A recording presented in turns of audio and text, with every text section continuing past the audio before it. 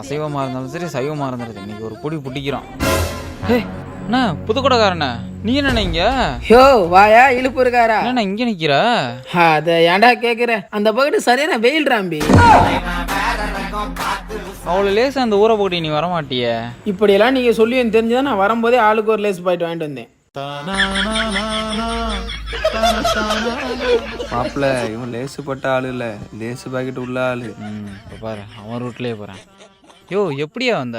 அதை ஏன்டா கேக்குற? திருச்சில இருந்து புதுக்கோட்டைக்கு பஸ்ஸே கிடைக்கலடா. நானே நொந்து நூலாகி வந்திருக்கேன். ஷோ இங்க பாரு எனக்கு மண்டைக்கு ஏத்துற நீ இருக்க அப்படியே கண்ணெல்லாம் செவக்க ஆரம்பிக்குது. ஏப்பா நைட் டியூட்டி வந்து பாத்தியா? உன்னை பார்த்த பின்பு